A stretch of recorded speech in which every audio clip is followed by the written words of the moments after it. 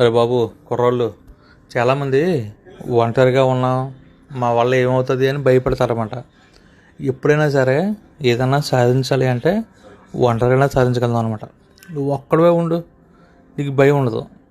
నువ్వు ఏదైనా ఎక్కడికైనా వెళ్ళాలని ఒక్కడే వెళ్ళిపోదాం అనుకున్నావు అనుకో, వెళ్ళిపోవచ్చు. ఇంకెవరి కోసం ఆలోచించే పని ఉండదు.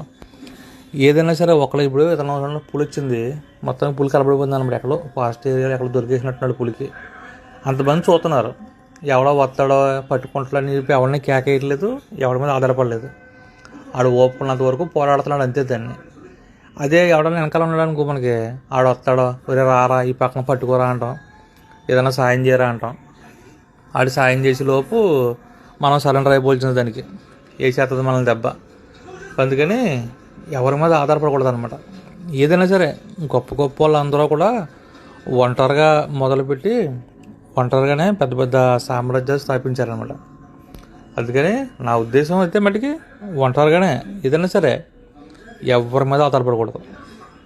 ఒక్కడవే నీకు తోసింది నువ్వు చేసుకుంటూ వెళ్ళిపోవాలన్నమాట. నువ్వు గమ్యం చేరావా, మధ్యలోనే ఏమైపోయావా అని తర్వాత విషయం. నువ్వు బాగుపడ్డా నువ్వే కారణం, నువ్వు పాడవని నువ్వే కారణం. గొడవ ఉండదు. ఎవరి మీద ఆధారపడ్డావు అనుకో, ఆడేదో ఐడియా ఇస్తాడు మనకి. ఆడ ఐడియా ప్రకారం మనం నాశనం అయ్యామని ఆడి తిట్టుకోవాలి. ఆడు కూడా మన బాబులాగా ఐడియా కూడా కంపల్సరీ మనం నాశనం చేస్తానికి ఐడియా ఇస్తాడు, మనం ఎవరైనా సంప్రదించని.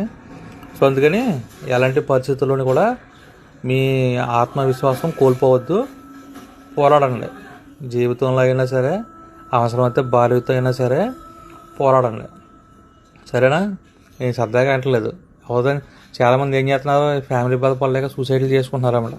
అలా చేసుకోకుండా ఎందుకు, ఇంకా బతుకా సాగు అని వచ్చినప్పుడు దెబ్బలాడేద్దాం అవసరమైతే. ఏముంది ఇంకా?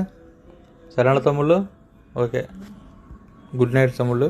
శుభ్రంగా పడుకోండి, మనసులో ఏం పెట్టుకోకుండా.